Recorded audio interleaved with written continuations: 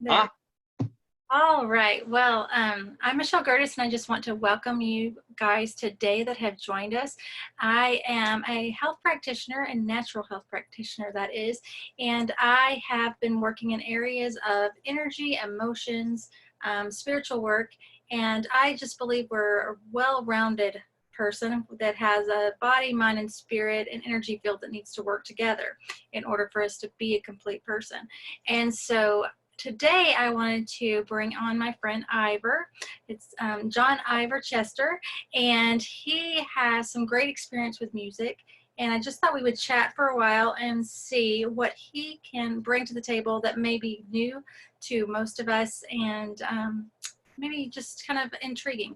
So, John, hi. Am I going to call you that or Ivor? yeah, call me. Yeah, just call me whatever happens. Ivor, but okay. That's John Ivor. With a lot of the contracts that I go to, they just call me Music Man. So Oh, I'll that's take great. what I get, and I'm happy. Okay, so my first question is, what got you started realizing that you loved music? My dad. Okay. That was my dad. When I was a little kid, the house we lived in had a large den that he had built, and he was quite a well. He was a builder in his own way, but he also built the speakers that went up into the wall. He built them flush into the wall, and he also built the amplifier, one of those electronic kits. Anyway, he would stand in the middle of the room, and he was in a bit of a daze, and he would just be, his eyes were closed, and he was just like, wow. And as it is with kids, boys, when they see their father do something, they are automatically electrically charged. They seek that resonance, to use that language, of whatever resonates with dad. They're curious to find out what it is. And I have a son too, and I find that he does that too, for better, for worse. And so with my father, I was going, gosh, what is this thing that so moves my father? And he would be there listening, and I'd get up next to him, and he'd put his arm around me, and he'd go, okay, over here, listen, you can hear the trombones, and over here, the voices in the middle, and you can hear, over here is the guitars and the drums, and he would point it out to me. Now, my dad was a pharmacist. I'm probably jumping ahead, but my dad was a pharmacist, and I would spend hours behind the pharmacy counter, and it's back in the 60s, and he would hand out scripts. The doctors would give the scripts, and he would fill them, and sometimes he had to compound them, if you know what that was. They were using the old mortar and pestles, where they would, so he would, and he'd fill the scripts and give it to them, and he'd consult with them, and he loved it. He loved people. So I saw how somehow I put it in my little head that the two could be compatible, that music could, since it moves people, why not make it to where it becomes portable enough? And I don't mean like a Walkman portable, but portable to where if it's in your head, you carry that with you to where it starts to alter where you're going, what you're thinking, what you're trying to do. So yeah, it's always been with me. I've always had music. That's pretty awesome. So when you're saying that you bring it with you, that was making me think of songs that we've memorized as either children or as adults that just come to your mind, and you play them over and over, and you're like, why am I playing that song right now in my head? So is there a particular reason why we do that? Yeah, some of those are called overlearned songs. I can go just about anywhere in America, at least, and sing "You Are My Sunshine." Also, it's a strange thing. People also sing "King of the Road," "Trailer for Sailor Ends," and so on and so forth. These overlearned songs are so impressed in society for a variety of reasons. One, they're just common folk songs, or they just are. They speak to a certain nature within us. Guys love "King of the Road" and "16 Tons" by Tennessee Ernie Ford. The "King of the Road" is by Roger Miller. But these songs also speak to a certain wanderer, the wanderlust concept, where guys would just love to walk around, be a little bit irresponsible at times. So, uh, yeah, why do songs, they speak to something that we want, or the song itself sticks in our head and it gets to be what we now call an earworm. And they stick and you just get, oh my gosh, I've got to get that out of my head. And that happens for different reasons for earworms.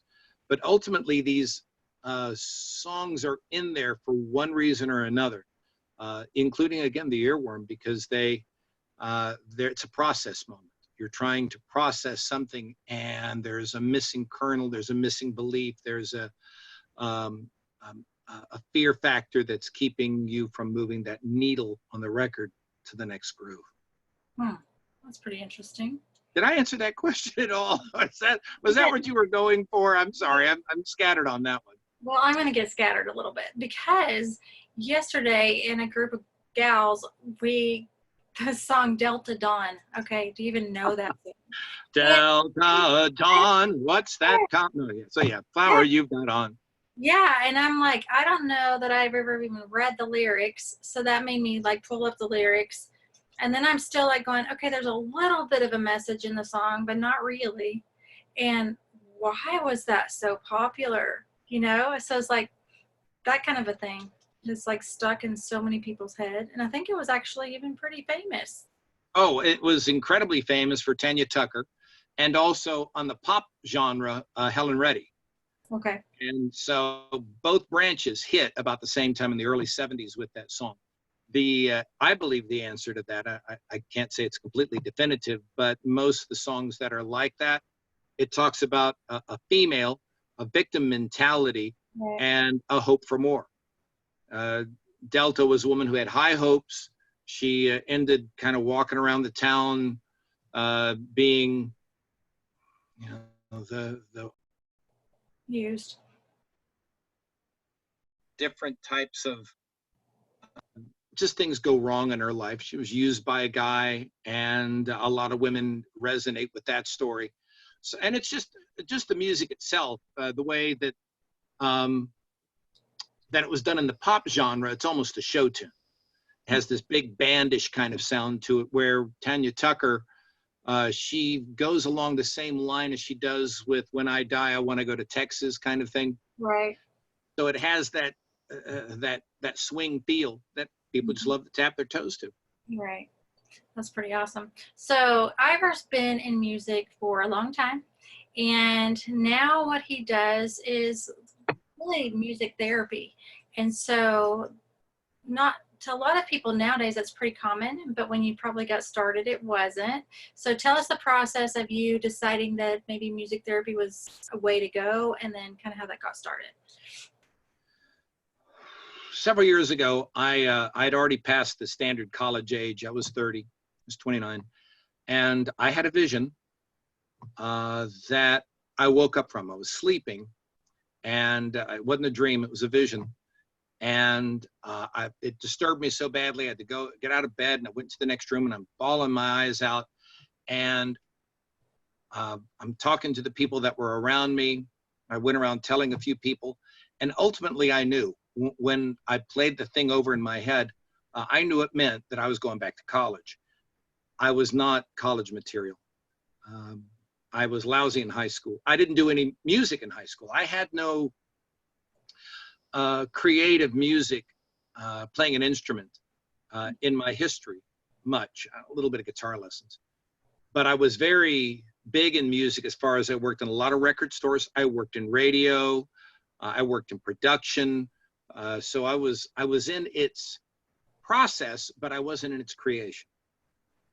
In '87, I had that moment where I said, well, it's time for the creation moment. And pretty much did a hard stop. And I spent the next few years going to a community college, which was such a blessing. If anybody ever thinks about going back to college, I don't care what your age is, I was 30. And I went back to college. It was a fantastic experience for me. Difficult? Yeah. It was a very bendable moment for me. So anyway, and people weren't with it. Somebody piped up and said, I'd like you to go back to college. Matter of fact, I'll even fund your first semester. I'll get your books, you'll buy the classes. It'll be great. And I said, wow. Well, I've always wanted to be a musician. And they immediately said right back to me, well, I'm not going to pay for you to screw around. So nevertheless, I did it. And uh, I went to school not really knowing that I was going to become a music therapist. I just wanted to do music. Took a whole boatload of classes. After about the second year, end of the second year, I had a teacher pull me aside and say, you know, you're a very caring soul. You don't have the chops yet because you're just starting this boat to become a performer, like in the opera or something. Have you ever thought about music therapy? And I went, wow, that's far out. And I went to, when I left the community college, I deliberately graduated with the associates. I went to a university, Sam Houston State. When I was at Richland, I met this girl that I said, you know, I'm going to become a music therapist. And she goes, great idea. Let's do it together. And that young lady is now my wife of over 26 years. So anyway, it was, right? say again? She's really talented in music, right? Chris was stupid talented, incredibly talented. And the thing is, she was like sleeping through it. Okay. She didn't have to, by the time she got to college, because she was doing it through her age 5 or something. She was playing piano. She'd been doing theory. So she was teacher's pet. She already knew it all. And I had to turn to her, even though she didn't like me.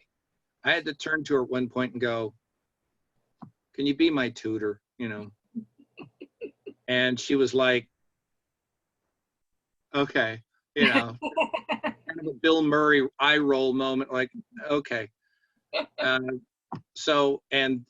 I married her 5 years later. Oh, goodness. It took a while. Well, that was us. We wanted to get out of college. We wanted to we had internships, Okay. which is just the process of music therapy. You have to do the music theory classes, which were just the music theory instructor is now a good friend of mine, Dr. Jerry Wallace. This is his thesis. Yeah, I think I've seen a few people do that. Look at this son of a gun. And it is on the investigation of extrinsic laryngeal muscle responses to auditory stimulation. Awesome. I'm reading this because it essentially talks about the impact of music on the human body. That's my whole bag right there. Yeah. So that's one of the reasons I've always kept track with him. He's an incredibly brilliant, kind, gentle, and wise man. So I went through that. Then I started doing the actual music therapy classes at Sam Houston, and then did my internship at the Coleman O'Neill VA Hospital in Topeka, Kansas. Christina did hers at the Birdville ISD, I believe. Okay. And so that's kind of the population we work with. I work in head trauma. I work in psych with everything from pediatric, little kids, all the way up to geropsych, which is everybody, 65 and up. And I've dealt with over 100-year-old people, and memory care. So can people just look for you on their own, or do they have to go through a physician? Oh, no. It's therapy. And how you do it, I have a website you can look for. It's ivorchester.com, IVOR Chester.com. I have some of my articles on there, a bit of a blog. I've got some of my podcasts on there. Also, I've got lots of articles on a Facebook page that's at Had Enough Guy. Had it like you've had enough. I'm the Had Enough Guy.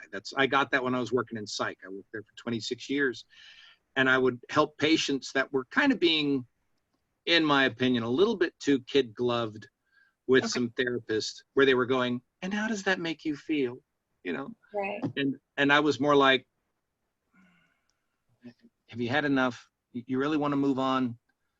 Because by the time they got to some of the highest hospitals that I was working at, they'd had enough. They just didn't have the forward thinking. They were too busy processing the past to really make plans for the future. So that's why, as a life coach, what I would do, help them get that planned and help them work on their music. Right. So what does a session look like for you? Is it just kind of all over the place, or do you have like a set protocol? I'm all over the place. Well, yeah, the answer is yes. And it depends on if I have a one-on-one or if I have a group and what the population level is. I have head trauma, for example, I work with, and with most of the head trauma, and they're like within a year of the injury or Okay. their head trauma, whatever that is, stroke or accident or something. Um, a lot of these people I'm working with are struggling with expressive skills. I'm very big on expressive skills because music is such an expressive art form, as all artists. But uh, people who have anger issues, people who are depressed or sad, these people are trying to find ways to express themselves. And if they don't do it right, they get angry. And then that's an emotion, but that's not going to attract people to them. And that's also therefore not going to get them what they want and need out of life. So you have to find ways to say things like, I love you. I truly do. I need you around me. Or don't do that around me. Please stop. I don't like that. And there's a whole lot of worth issues. There's a whole lot of mental issues that they have as far as fear. But there's also just a matter of what they look like in their face, how they can say things, and how I go about this. Can I illustrate something? Sure. Oh, hello. I just so happen to have a guitar in my back pocket. Here we go. So when we were talking about You Are My Sunshine, you are my sunshine. So we'll sing You Are My Sunshine, but then I'll have them pause on certain words and working on inflections. So Okay. it'll be, you are my sunshine, my only sunshine. You make me happy. So we're way up there. And that exercise is this. Anybody who's done some kind of workout, you got to stretch before you really get it done. This helps work with vocal intonation, speech therapy, and things like that. But it does it in such a fun way, depending on the song. I mean, some people I have to do it with Garth Brooks. I have to do it with, again, trailer for sailor and room to let 50 cents. And so you do it this way, and it's the same thing as doing with aerobics. You have music playing in the background. You don't really count the reps that you're doing. You're focusing on how good the song is. So that's part of it. Also, I help them with what we call a sound bath. I have, and I love this part too. I have a lot of marimbas, and I should have had one here, but I don't in this room. And some of the marimbas are like the old xylophones and metallophones. You hit them with the thing, and they make these kind of chiggling sound. Well, a marimba, though, is made of wood, and it has more of a thrum to it. So it's when it does that, I have these marimbas that the bars themselves are as big as my arm, just one bar. So when you strike it, it makes this thrum that you feel in your chest, and it makes this resonating frequency that starts to wake up your body. And it has something that we call as an overtone. I heard when I played my guitar, my body felt overtones. Yours did. Nobody who plays this will hear the overtones. They'll hear the music. Overtones are not recordable. They're not reproducible. They're only heard live. So when you have a live moment with somebody playing acoustic instruments, you have the benefit of these overtones, and overtones affect you hormonally. They affect you glandularly. They get into your very body and help you resonate and feel differently than just playing music loud. I like loud music just fine. I have loss of hearing because of it.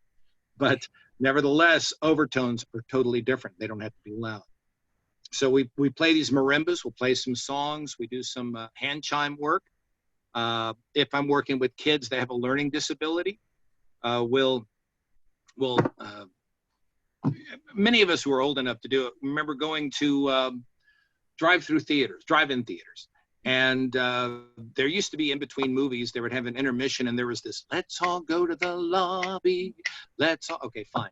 Well, there was this little kid that was having continence issues. Okay. Like second grade.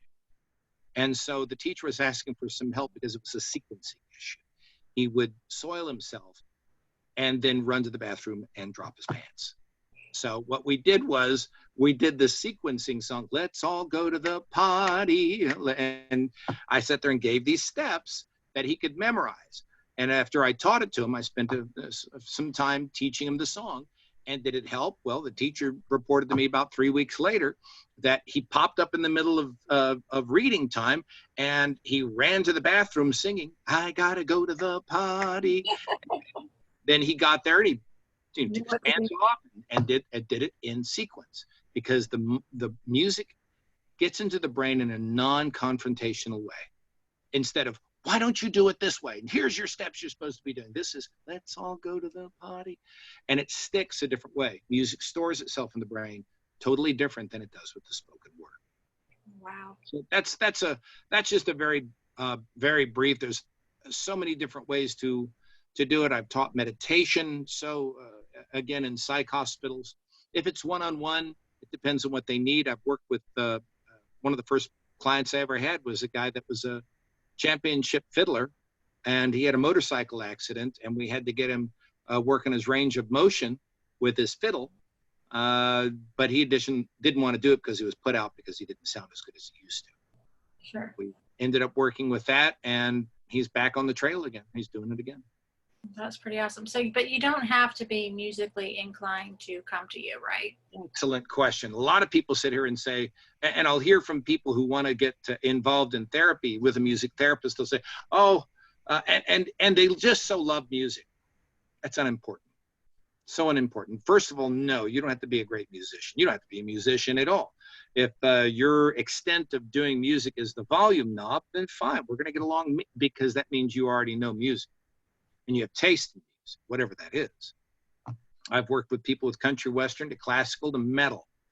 It depends that you just love music, not that you can play music. In my history of doing music, I've only met 4 people that just didn't like music. And you could tell they looked very passionless, very expressional. They were just kind of, yeah, okay. Mm-hmm. Okay, well, let's go do this. Mm-hmm. They weren't very good at expressing their feelings and intentions. Okay. But music will help them to do that. So were you able to help those people, or did they like quit on you early? Oh, the people who didn't like music? Yeah. They were part of a group. And so I didn't have them for one-on-ones. So they just kind of slipped away. They were, I don't know what the end result on 3 of them was. The 4th one did complete his therapy and continued his work. I think he's an accountant, you know, and he was good at it, and he was living a happy, normal life just without music. Well, one of your talks that you've been giving a lot is the power of a awesome playlist. Mm-hmm. And tell us what that actually means. Power of a positive playlist is something that I developed when I was working in psych. I would see a lot of patients, and again, I'm dealing with the number one thing was depression, but bipolar, schizophrenia, and of course, addiction issues, which can be really interrelated. They can be knotted together, they can be independent, but nevertheless, I would see with the groups I did over the years, I would always have some kind of an assessment tool at the beginning of group that would happen whenever they checked in. There was the regular assessments that the hospital gave them, and I had the hospital give them a other assessment tool from me that said, what kind of music do you listen to? Is music important? Do you play? What do you normally listen to? If you are a musician, how often do you practice? Are you a member of any kind of community music experience? And so on and so forth. Just to see how deep in their system had music been involved. So we'd start groups with them, and I would ask them one basic question, and the answer is yes. And here's the question. Do you believe music affects your emotions?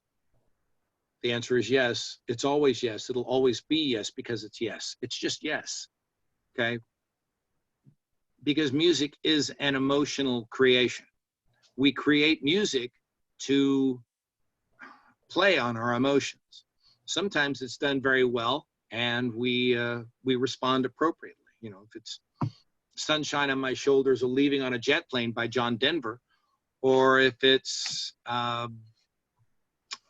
Nirvana or Garth Brooks again, or one of my uh, issues I had to deal with was Pink Floyd. Some of these songs affect the emotions. Otherwise, why would you listen to them? Right. So I would ask them if they believed. I never got a no. Doing this 26 years, I never got a no. And they would then ask, why is it relevant? Or, they'd shrug their shoulders. Of course it is. And I would start to teach them the idea that what you're taking in your ears is just about as important as what you're putting in your mouth. It goes in and it affects up here in the long term. If you put it in here, you're making a choice about what you feel and your belief. I'm going to pick on Pink Floyd because I always pick on Pink Floyd. I like Pink Floyd, first of all. Anybody who's ticked off about because I don't like Pink Floyd, I love Pink Floyd, but I don't listen to them very much because they speak more to my darker side. When I used to be depressed, I was depressed from age 12 to 48. Eventually, I was homeless. I was homeless for about 8 months, and then I was put into a hospital for about 5 months. And a few years after that, I was clean from the depression. But it took a lot of determination to just not settle. And one of the things I learned while I was there was that I was finding, and at the psych hospital where I worked, that music was enabling a lot of the worst behaviors of these people. They would listen to, and I did too, listen to music that matched the mood I was at rather than speaking to the mood I wanted to be in. It had no forward push. It all spoke to my past or my belief of my present instead of, gee, I do want when you wish upon a star. Well, no, instead I was getting, just raindrops keep falling on my head, or whatever. I was believing the worst elements, and the music was part of that. And so I started to do some investigations in the elements of music. And there's about 4 or 5 of them. It includes the tempo, the key or the mode, the lyrics, kind of, as far as what's said. But when it comes to the human body, it's the music that speaks to it. That's what hits you.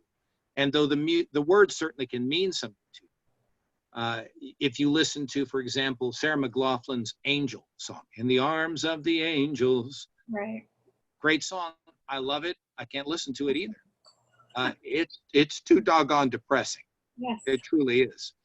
And I would do this. I would have this playlist I would play for the patients, and I'd have about 4 or 5 songs, and I would play them just one note. And most of the time they knew it, and knew that song especially because there was this deep, low register thrum that starts the song off. Oh, that's Sarah McLachlan. How often have you listened to that song? And how long has it been to where you can pick that song up in one note? And they listen to it too much.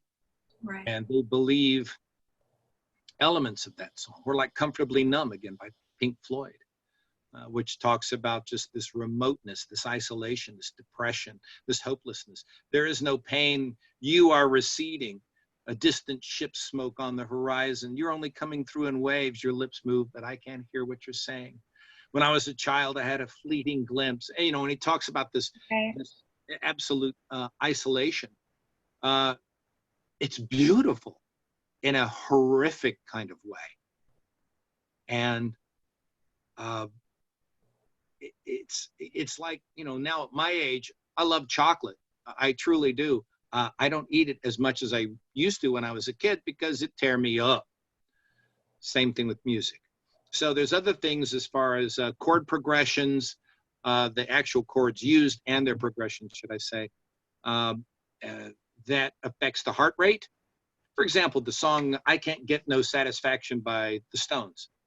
That song is built on what's called an anapaestic beat.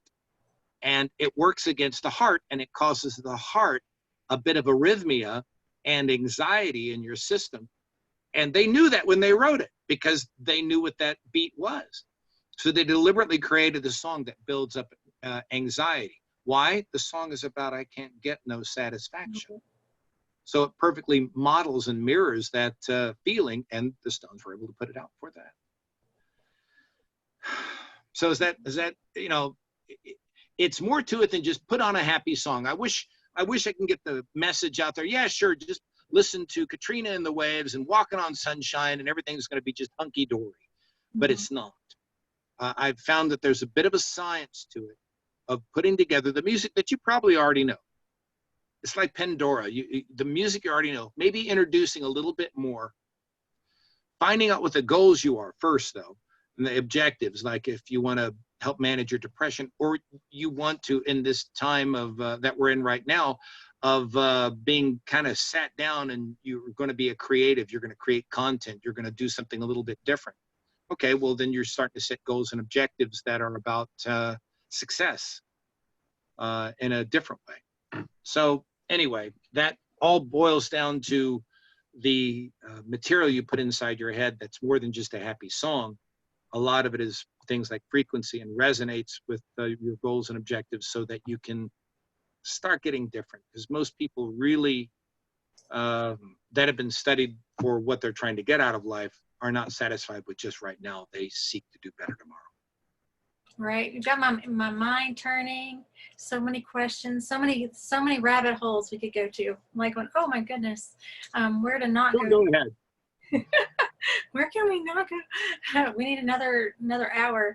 Mm, But one of the things, like when you were talking, my practice is a little bit different because I'm not a music therapist, and so sometimes music therapy actually does come up in a session, and I just account that to the Holy Spirit guiding me into that direction, not really even knowing probably that there were people like you that actually just specialize in helping with music.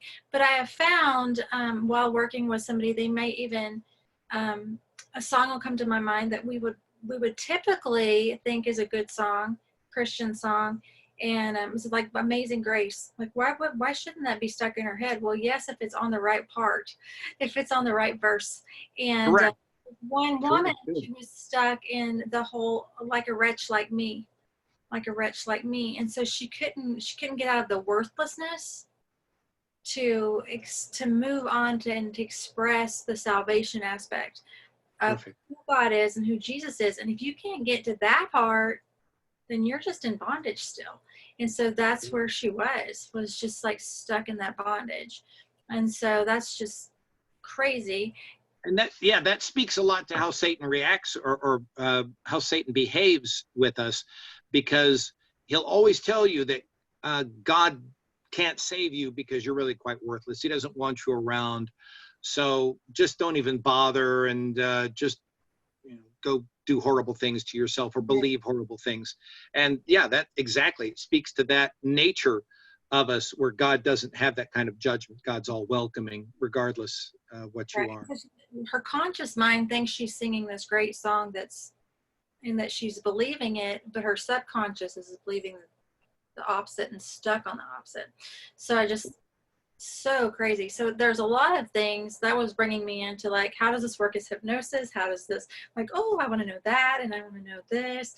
So anyway, and I would love for us to talk about frequency more. Especially, I know that we have a certain group that was wanting to tail in to learn about frequency. So I'd like for us to come back and talk about that and Sure. how we can bring that back up through music.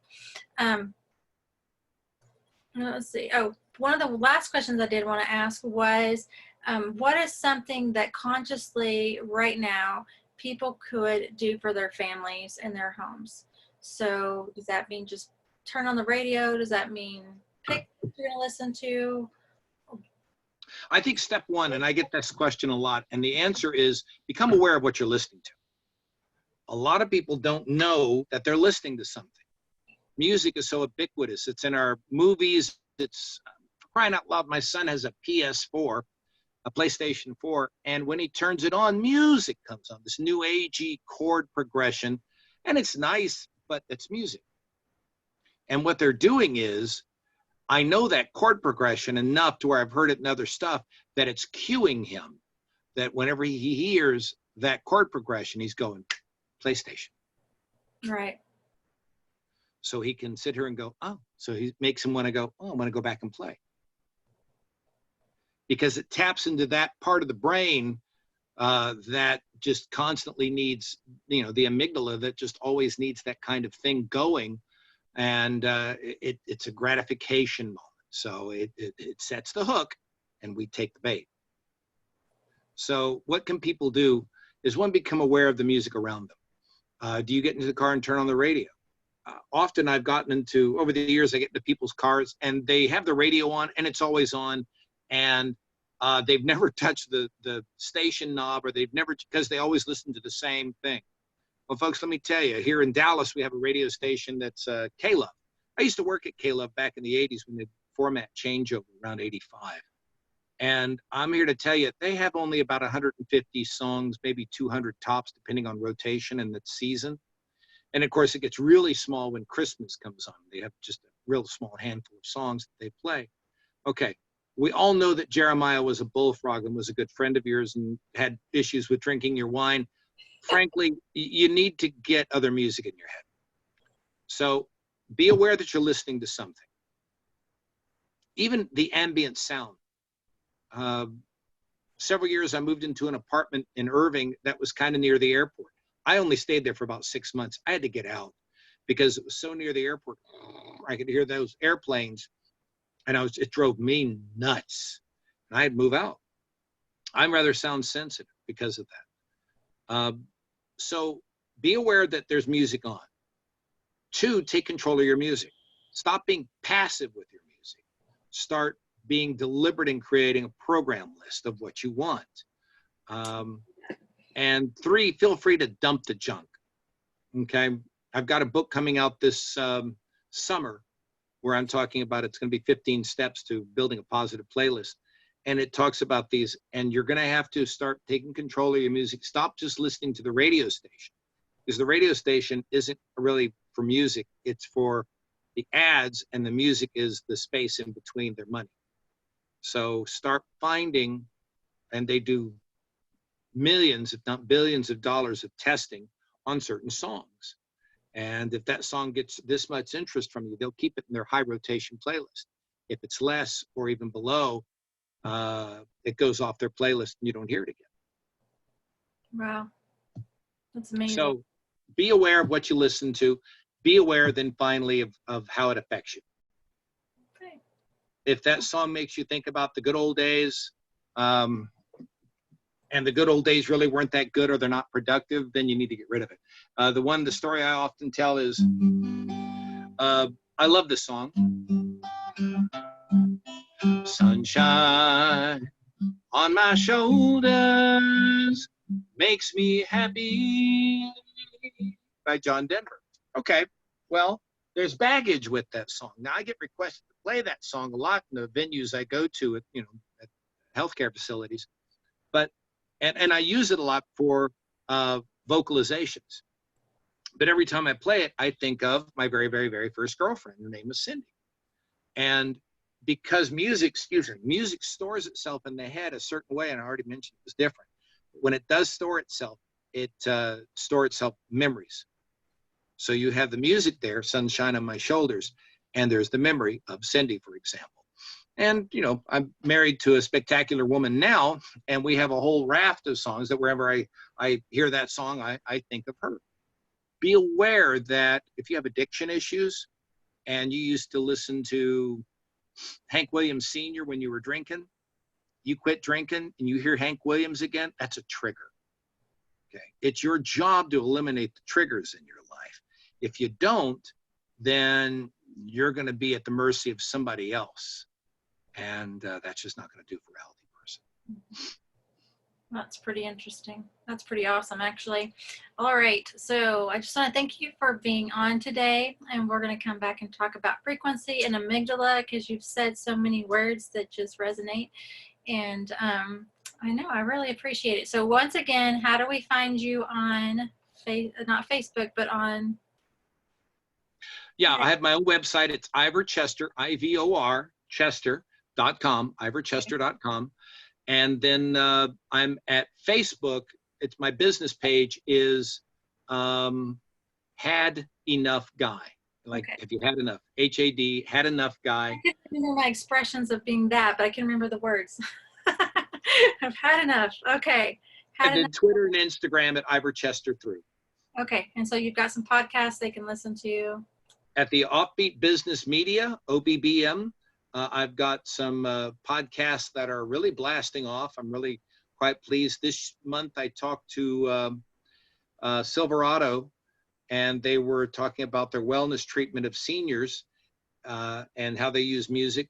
And I also talked to a gentleman, a vet, and the epilepsy treatment that he does and how he uses music. Month before, I was talking to another fellow musician, and how he believes he creates music to get what he needs. And his name is Jeff Pinson, and he wrote the music to my podcast. When you hear introductory music, it's him. Well, that's pretty awesome. Well, I just appreciate you, and I appreciate all the work that you do, and Thank just I you. really want more people to like plug in and to understand that there's so much to life that we're not really taking the time to clue into, and music is just one of those aspects that if we would turn around and start using it for us, I mean, it could really help us in so many ways. So, I agree. all right, well, you'll have a good day, and we'll talk later. Bye. Thanks, folks. Bye now.